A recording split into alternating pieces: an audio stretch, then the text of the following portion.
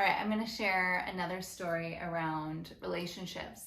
I had a client the other day and they came in, they had a laundry list of things to accomplish. Bethany, I want to do mediumship, I want to do a soul retrieval, past life regression.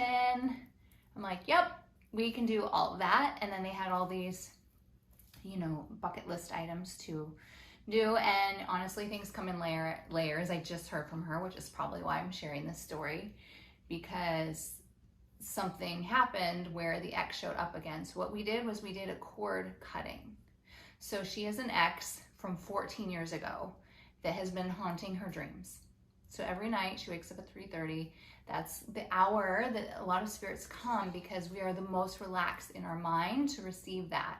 The thing is she doesn't like it. I'm like, you could embrace it. She doesn't want to embrace it. So this is actually one of my most popular articles. I don't know how many thousands of views it's had, but it's around honoring your gifts. So the first thing we need to do is address this guy, because he is showing up and he is like right there. I saw him. So it's like I saw her and then I saw him like 6 layers out. So how people show up, how the visions come to me always varies. But next thing you know, she was venting to him and I was crying. I was just allowing the heaviness to feel. I was feeling the heaviness of the guy, who, by the way, has died. And I saw the room that he died in.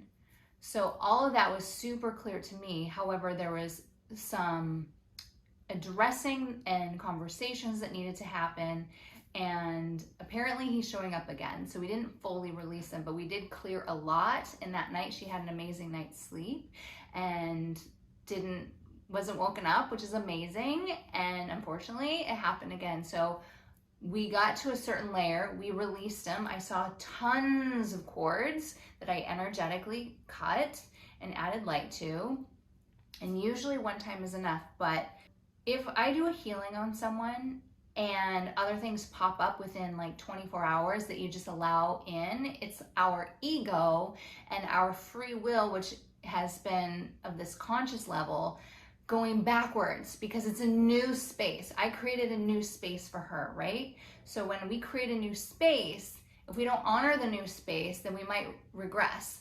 And so in this situation, she has another healer friend who ended up communicating with the guy that we released. I mean, I have to say, it was the most beautiful situation. Like, I don't mind crying. I don't mind feeling those things. I release it. I ground myself, clear it at the end, right? I completely dissolve myself with that.